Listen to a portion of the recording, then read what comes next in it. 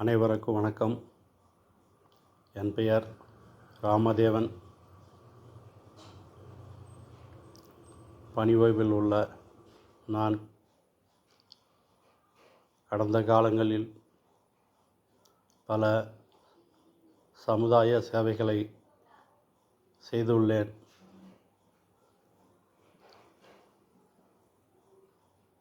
அவற்றில் சில பொதுவெளியில் பதிவு செய்ய விரும்புகிறேன். காரணம், இதில் மக்களுக்கு சில விழிப்புணர்வுகள் கிடைப்பதற்கான வாய்ப்புகள் உங்களுக்கு கிடைக்கலாம்.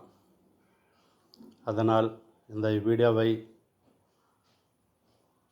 அனைவரும் பார்த்து மற்றவர்களுக்கும் பகிருமாறு பணிவுடன் கேட்டுக்கொள்கிறேன்.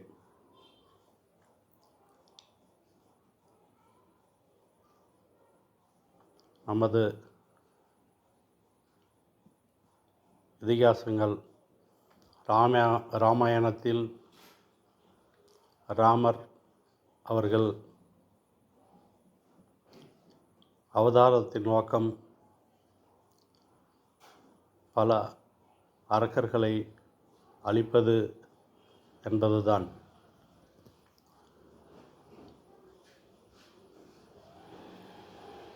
அதற்கு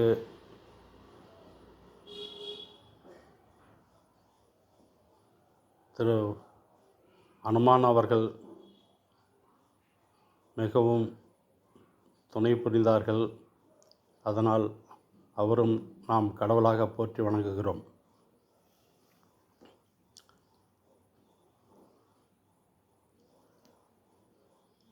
அதேபோல சமுதாய சீர்திருத்தம், சமூக மக்கள் சேவையில் புகழ்பெற்ற நமது காமராஜர் அவர்களையும்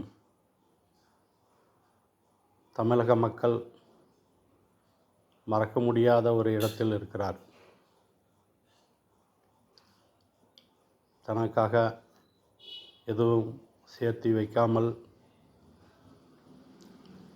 சுதந்திர போராட்டத்திலிருந்து வாழ்நாள் முழுவதும் மக்களுக்காக மறைந்த அவர்கள் தலைவரை என்றும் என்னால் மறக்க முடியாது.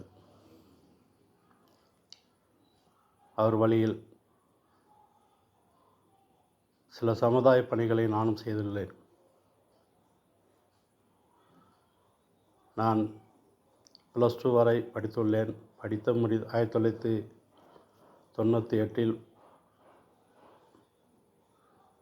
முடித்து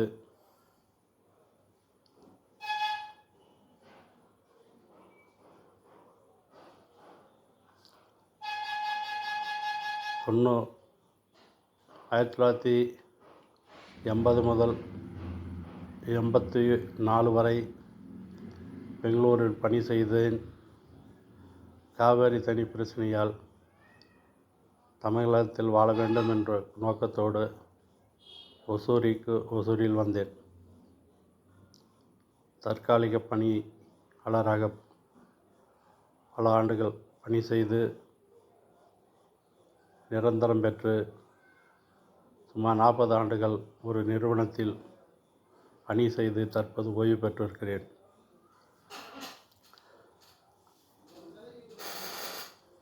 ஆயிரத்தி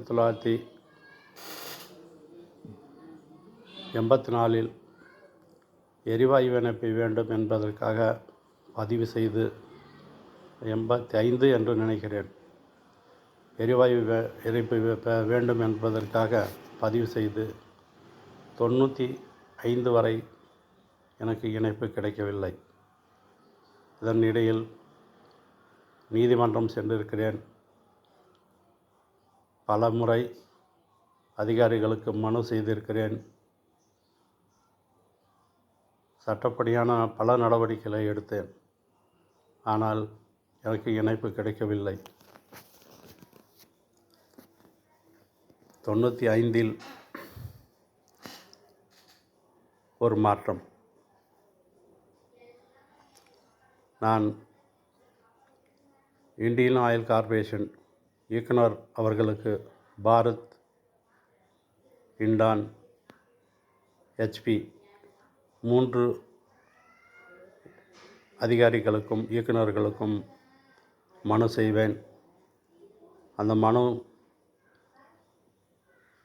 அந்த மனுக்கள் மீது எடுக்கப்படும் நடவடிக்கைகள் எனக்கு தெரியப்படுத்துவார்கள்.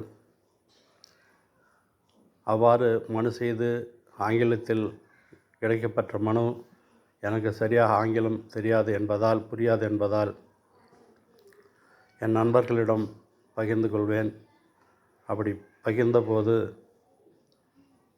இடதுசாரி அமைப்பின் CIT தீவிர உறுப்பினர் திரு செல்வம் அவர்கள், இதெல்லாம் ஒரு பொழப்பா, மனு போட்டுனே இருக்கிற, நேற்று 10,000 கொடுத்தேன், உடனே எனக்கு கனெக்ஷன் கிடச்சிடுச்சு, தேவையில்லாமல் பொழப்பத்த வேலை, இந்த காலத்தில் லஞ்சம் இல்லாத எதுவும் நடக்காது, போய் பெட்டிஷன் போட்டுனுக்கிற நேரத்துக்கு இது வரைக்கும் எவ்வளோ செலவு பண்ணியிருப்பேன், ஒரு 4,000 செலவு பண்ணியிருப்பேன். 4,000 இன்னும் 4,000 5,000 செலவு பண்ணி சேர்த்து கொடுத்தனாக்கா கேஸ் கனெக்ஷன் வந்துட போகுது, எதுக்கு இதெல்லாம் அலைச்சல் அப்படி என்று எனக்கு அறிவுரை கூறினார். எனக்கு மன வருத்தமாக இருந்தது. அன்று இரவு மூலம் எனக்கு தூங்க முடியவில்லை. ஆனால் நள்ளிரவில் எழுந்து ஒரு கடிதம் எழுதினேன். டெல்லியில் எப்படி இணைப்பு கிடைத்தது சொல், நான் அவ்வாறே வாங்கிக் கொள்கிறேன் என்று அவரிடம் கேட்டபோது, டெல்லியிலிருந்து டிரான்ஸ்ஃபர் ஆகிட்டு வந்தது போல் ஒரு கடிதம் எழுதி கையெழுத்து போட்டேன். இணைப்பு கிடைத்தது.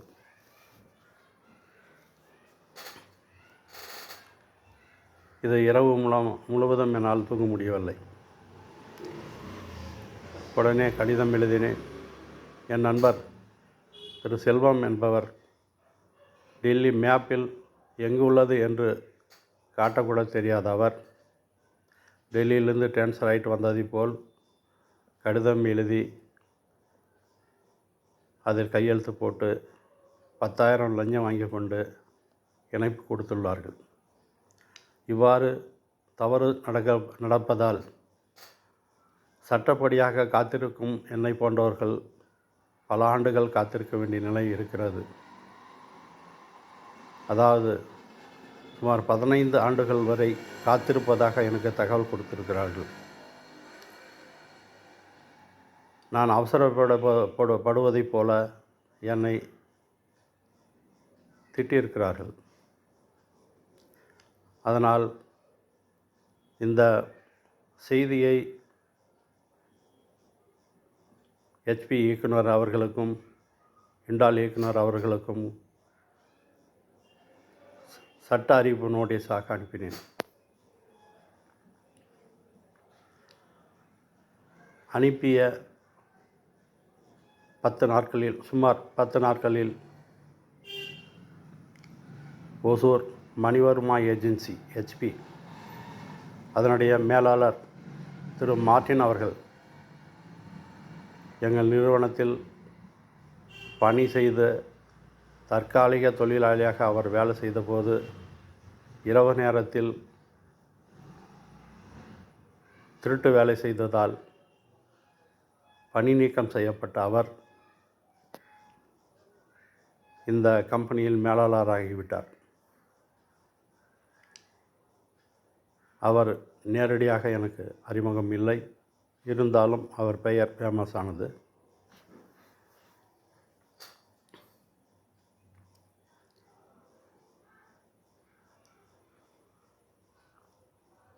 ஒரு நாள் இரவு சுமார் 9 மணி அளவில் ஒசூர் மெயின் ரோடு அருகில் ஒரு கேஸ் ஏஜென்ட் வெடித்தது. அது நள்ளிரவில் மக்கள் சென்று போய் பார்த்தார்கள். காலையில் எனக்கு செய்தி கிடைத்தது. நானும் சென்றேன். காவல்துறை அதிகாரிகள் வந்து வேட்டையாடித்து விட்டு புலனாய்வு செய்தார்கள். அப்பொழுது செவற்றுக்கடியில் 3 பக்கமும் முன்பக்கம் ரோலிங் ஷட்டர், 2 பக்கமும் செவரு. பின்பக்கம் ஒரு அடிக்கு ஒரு அடி ஒரு ஜன்னல். அந்த ஜன்னலை திறந்து தான் இவர் பற்ற வைத்திருக்கிறார். உடனே அந்த செவுரு மட்டும் வெடித்து அவரை அழித்து கொண்டுள்ளது. மக்கள் ஏறி மிதித்ததும் அவர் அழுத்தியதும் அவர் அங்கே இருந்திருக்கிறார். இது யாருக்கும் தெரியாது. ஆனால் காவல்துறை வந்து ஆய்வு செய்தபோது அவர் அடியில் இருந்ததை பத்திரிகை நிருபர்கள் மூலமாக ஃபோட்டோவாக எடுத்தார்கள். இந்த செய்தியை நக்கீரன் புத்தகத்தில் 3 கோடி ஊழல் ஒசூரில் என்ற செய்தி தலைப்புச் செய்தியாக அட்டைப்படை செய்தியாக வெளிவந்தது. நான் 3 புத்தகங்களை வாங்கி சென்ற வாரம் நான் அனுப்பிய கடிதத்தில் ஆதாரம் இணைக்கப்படவில்லை, தற்போது ஆதாரம் இணைக்கப்படுகிறது என்று மீண்டும் ஒரு கடிதத்தை இயக்குனர் மும்பை முகவரிக்கு அனுப்பினேன். சுமார் ஒரு 10 நாட்கள் கழித்து எனக்கு ஒரு கடிதம் வந்தது. அந்த கடிதம் உடனடியாக உனக்கு இணைப்பு கிடைக்கும், நீ பெற்றுக்கொள்ளலாம் என்று எனக்கு வந்தது. அந்த கடிதத்தை உடனடியாக என் நண்பர் செல்வம் மற்ற நண்பர்களுக்கு பலருக்கும் காட்டினேன். மிகவும் பெருமைப்பட்டேன், நானும் சந்தோஷப்பட்டேன். அடுத்த நாள் அரை நாள் விடுப்பு பெற்றுக்கொண்டு காலையில் சுமார் 9 மணி அளவில் கேஸ் ஏஜென்சி திறந்தவுடன் அங்கே சென்றேன். என்னை பார்த்தவுடன், நீ பெட்டிஷன் போட்ட பெரியாளா, போய் என்ஓசி வாங்கிட்டு வா. பாரத் பதிவு பண்ணது பாரத் கேஸ் ஏஜென்சி. இண்டால் கேஸ் ஏஜென்சியில் நாங்கள் ட்ரான்ஸ்ஃபர் செய்து விட்டோம் சென்ற ஆண்டே. ஆனால் இண்டால் ஏஜென்சியிடம் சென்று என்ஓசி வாங்கி வர வேண்டும். இண்டால் ஏஜென்சி ஓடினேன். அங்கிருந்து கேட்டால், உனக்கு எனக்கு சம்பந்தமில்லை, எதுவாக இருந்தாலும் எங்கள் மேலாளரிடம் கேட்டுக்கொள் என்று கூறி என்னை விரட்டிவிட்டார்கள். கோயம்புத்தூர் அலுவலகத்திற்கு ஃபோன் மூலமாக தொடர்பு கொண்டபோது அதிகாரிகள், நீ எல்லாம் சட்டப்படி செய்வாய், அதனால் சட்டப்படி மனு செய், நாங்கள் பதில் கொடுக்கிறோம் என்று கிண்டலாக என்னை கூறிவிட்டார்கள். நான் என்ன செய்வதென்றே புரியவில்லை. எனக்கு கோபம் மட்டும்தான். உணவு கூட சாப்பிடவில்லை. பஸ் ஏறி பெங்களூர் தென்மண்டல அலுவலகம் ஹெச்பி இந்தியன் எக்ஸ்பிரஸ் பக்கத்தில் பில்டிங், அங்கே போனேன். பாரத் அலுவலகத்துக்கு போனேன். அலுவலகத்துக்கு போனாக்கா என்னை ரொம்ப சமாதானப்படுத்தி உட்கார வச்சு சில செய்திகளை சொன்னாங்க. என்னென்னா, நீ பெட்டிஷன் போட்ட, அந்த பெட்டிஷன் அடிப்படையில் மும்பையிலேருந்து எங்களுக்கு ஒரு ஆர்டர் வந்தது. அந்த ஆர்டர் பேரில் எங்கள் கீழே வேலை செய்கிற மேனேஜர் மேலே எனக்கு சந்தேகம் இருக்குது. இருந்தாலும் வேறு வழி இல்லை. ஆர்டர் மதியமே வந்தாலும் நாங்கள் சாயந்தரம் வரைக்கும் காத்திருந்து 7 மணிக்கு மேலே ஃபோன் செஞ்சு, நாளை காலையில் ஒசூர் மணிவர்மா ஏஜென்சி சோதனை செய்யணும், நீங்கள் எல்லாம் காலையில் தயாராக இருங்க அப்படின்னு எச்சரிக்கை கொடுத்தோம். ஆனால் அதில் யாரோ மணிவர்மாக்கு மார்ட்டின் அவர்களுக்கு ஃபோன் செய்து சொல்லிட்டுக்கிறாங்க. சொன்னதுனால அவர் பற்ற வச்சு வெடிச்சிட்டார். உள்ளே இருக்கிற எல்லா ஆதாரத்தையும் எரிச்சிட்டாங்க. இதுதான் நடந்தது. உங்களுக்கு ஸ்பெஷல் ஆஃபீஸரை போட்டு, நாளைக்கு ஒரு ஸ்பெஷல் ஆஃபீஸரை போட்டு உங்களுக்கு கனெக்ஷன் கொடுக்குறோம், உங்கள் பிரச்சனை சால்வ் ஆகிடும், நீங்கள் வீட்டுக்கு போங்கன்னார். இதுக்கு இடையில் ஒரு முக்கிய பதிவு, ட்ரான்ஸ்ஃபர் சர்டிஃபிகேட். காவல்துறையில் எஃப்ஐஆர் எவ்வளவு முக்கியமோ அதே போன்றுதான் எரிவாயு இணைப்பில் இந்த ட்ரான்ஸ்ஃபர் சர்டிஃபிகேட் என்பது மிக முக்கியமானது. அது மும்பை அலுவலகத்தில் அச்சடிக்கப்பட்டு மும்பை அலுவலகத்தின் மூலமாக மட்டுமே அனைத்து கிளை அலுவலகத்திற்கு சென்று ஏஜென்சியிடம் கொடுப்பார்கள். அது ஒரு சீரியல் நம்பர் இருக்கும். அப்படிதான் நிர்வாகம் செய்து வந்த ஒரு சூழ்நிலையில் இடையில் புரோக்கர்கள் அதிகாரிகளுடைய அலட்சியத்தால் இவர்களே அச்சிட்டு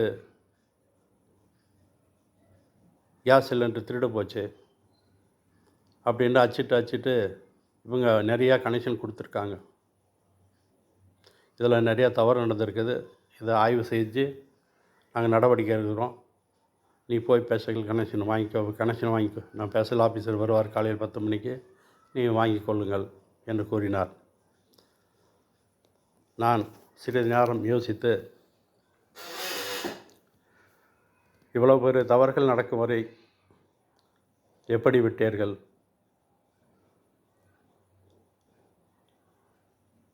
இப்பொழுது இவ்வளவு போராடி நான் பெறுவதைப் போல் மற்றவர்கள் போராட முடியுமா? அதனால் என்னை போன்ற காத்திருக்கும் அனைவருக்கும் நிவாரணம் வேண்டும். எனக்கு இவ்வளவு போராடி அதனால் கனெக்ஷன் கொடுத்தால் இது லஞ்சமாக கருதுகிறேன். அதனால் அனைவருக்கும் என்னை போன்ற பாதிக்கப்பட்ட அனைவருக்கும் நிவாரணம் வேண்டும் என்று அதிகாரியிடம் கேட்டபோது அவர்கள் கோபப்பட்டார்கள். அதை அவ்வாறு பார்த்தால் இந்தியாவில் உள்ள 3000 டீலர்கள் மீது நான் நடவடிக்கை எடுக்க வேண்டியது வரும். அவ்வாறு செய்ய முடியுமா என்று கேட்டார்கள். 3000 பேரும் சுமார் 3000 பேரும் தவறு செய்திருந்தால் கண்டிப்பாக நடவடிக்கை எடுக்க வேண்டும். என்னை போன்றவருக்கு நிவாரணம் வேண்டும் என்று கோரிக்கை வைத்தேன். ஒரு டீலர் சுமார் 2 கோடிக்கு மேல் செலவு செய்து வருகிறார்கள். உன்னுடைய கோரிக்கையால் நாங்கள் அத்தனை பேரையும் வீட்டுக்கு அனுப்ப முடியாது என்று கூறினார்கள். இது நுகர்வோர் பிரச்சனை, அவ்வளோ பேர் மீது நடவடிக்கை எடுக்கிறதுக்கு சாத்தியமில்லை என்று கூறிய போது, அப்படி என்றால் நான் நீதிமன்றத்தில் செல்கிறேன். இந்தியாவில் உள்ள அனைத்து அதிகாரிகளும் தண்டனை கிடைக்கும், இவற்றை ஏற்றுக்கொள்ள நீங்கள் தயாராயிருங்கள் என்று கூறிய போது, கீழ்மட்ட அதிகாரிகள் தவறு செய்தால் நாங்கள் தண்டனை அனுபவிக்க வேண்டுமா? நாங்கள் பதில் கூற வேண்டுமா? நாங்கள் தண்டனை அனுபவிக்க வேண்டுமா? இது எப்படி, என்ன நியாயம் என்று கேட்டபோது, அப்படி வரமாட்டாய், இப்படி வரமாட்டாய், ஒன்று எனக்கு நிவாரணம் வேண்டும், இல்லை என்றால் நீதிமன்றம் செல்லுவோம் என்று கேட்டபோது, சரி 3000 டீலர்கள் முன்னால் வீட்டுக்கு செல்ல வேண்டிய நிலை ஏற்பட்டால் அத்தனை பேரும் உன்னை பற்றி தெரிந்தால் உன் மீது என்ன நடவடிக்கை எடுப்பார்கள் என்று என்னை அச்சுறுத்துவதைப் போல பேசினார்கள். அதற்கு எனக்கு கவலை இல்லை. ஆனால் நீங்கள் அத்தனை அதிகாரிகளும் சிறைக்கு செல்ல வேண்டியது இருக்கும், நீங்கள் உஷாராக இருங்கள் என்று கூறிய போது, அப்பொழுது சமரசத்துக்கு வந்து, நான் உன்னை காட்டி கொடுக்க மாட்டேன், நீ என்னை காட்டி கொடுக்காதே, அதாவது அவர்களை பற்றி வெளி உலகத்துக்கு கூறக்கூடாது. இதுதான். இப்படி ஒரு ஒப்பந்தம், மியூச்சுவல் அண்டர்ஸ்டாண்டிங் மூலமாக நான் வெளியே வந்தேன். அடுத்த நாள் அப்பொழுது நான் ஒரு சில கோரிக்கைகள் வைத்தேன். கம்பெனியில் கேஸ் ஏஜென்சியிடம் வந்து நான் ஸ்டவ் பெற்றுக்கொள்ள மாட்டேன் என்று கோரியபோது, நீ ஸ்டவ் பெற்றுக்கொள்ள தேவையில்லை, மார்க்கெட்டில் ISI முத்திரையுள்ள ஸ்டவ் வாங்கி வந்தால் தீ விபத்து ஏற்பட்டால் இன்சூரன்ஸ் கிடைக்கும், இல்லை என்றால் கிடைக்காது. இவ்வளோதான் வித்தியாசம். நீ ஸ்டவ் வாங்குகிறாயா இல்லையா என்பது எங்களுக்கு கவலை இல்லை, எங்களுக்கு இணைப்பு கொடுப்பது மட்டுமே எங்கள் வேலை அப்படி என்று கூறினார். அதன் பேரில் நான் வெறும் 500 ரூபாய்க்கு ஒரு ஸ்டவ் ஓஸ் வாங்கி கொண்டு நான் வீட்டுக்கு வந்தேன். மறுநாள் ஸ்பெஷல் ஆஃபீஸர் வருவார் என்று காத்திருந்தேன். 10 மணிக்கு மேல் 11 மணிக்கு வந்தார். அவர்கள் சிரித்து கொண்டு பேசி கொண்டு இருந்தார். 1 மணி நேரம் வாசப்படியில் நின்று கொண்டிருந்தேன். எனக்கு ஆப்டே மறுபடியும் மறுநாள் எனக்கு முடியும் நேரம் வந்துவிட்டது. அதிகாரியிடம் சென்று, ஐயா, என் பேர் ராமதேவன், எனக்கு இணைப்பு கொடுப்பதற்காக வந்த அதிகாரி நீங்கள் தானா என்று கேட்டேன். ஆமாம் என்று கூறிவிட்டு, அப்பொழுது நூற்றுக்கணக்கான பொதுமக்கள் வரிசையில் நின்று கொண்டிருந்தார்கள். அவர்களெல்லாம் வீட்டுக்கு அனுப்பிவிட்டு உடனடியாக எனக்கு இணைப்பு கொடுக்க வேண்டும் என்று உத்தரவிட்டார். அதை கேட்ட அப்பொழுது புட்டையா ஏஜென்சி மணிவர்மா இறந்ததனால் அவர் தவறு செய்ததனால் புட்டையாவுக்கு மாற்றினார்கள். அவர் என் மீது கோபப்பட்டார். பெட்டிஷன் போட்டால் நீ பெரிய ஆளா அப்படி என்று மீண்டும் என் மேலே கோபப்பட்டார். நான் உங்களிடம் பேச விரும்பவில்லை, அதிகாரி தான் பேச வேண்டும் என்றும், அதிகாரி உடனடியாக அவரை நிதானப்படுத்தி உடனடியாக எனக்கு கனெக்ஷன் கொடுக்க வேண்டிய ஏற்பாடு செய்தார். எனக்கு கொடுக்க வேண்டிய ஒரு சிலிண்டரை தூக்கி வெளியே எறிந்தார். நடு ரோடில் ஓடியது. 1/2 கிலோமீட்டர் பெருகி ஓடி பின்னால் சைக்கிள் தள்ளி கொண்டு 1/2 கிலோமீட்டர் ஓடி பெற்று தூக்கி வந்தேன். அவ்வளோ கோபம் என் மீது.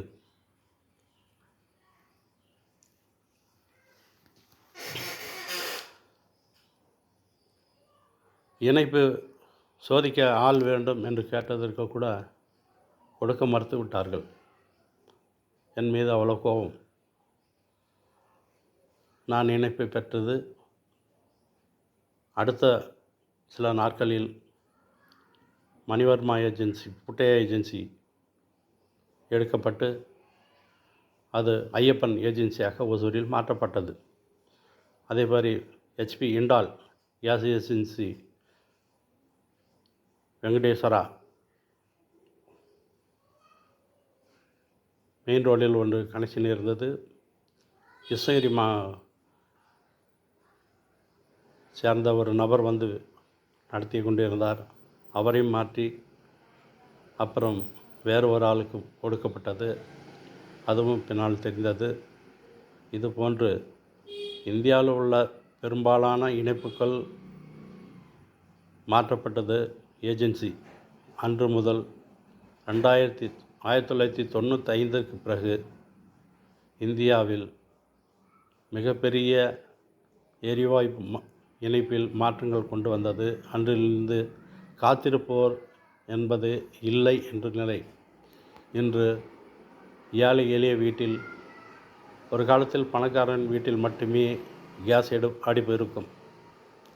இன்று அதன் பிறகு ஏழை எளிய வீட்டுக்கெல்லாம் இணைப்பு அரசாங்கமே இலவச கேஸ் இணைப்புகளெல்லாம் கொடுக்க ஆரம்பித்தார்கள்.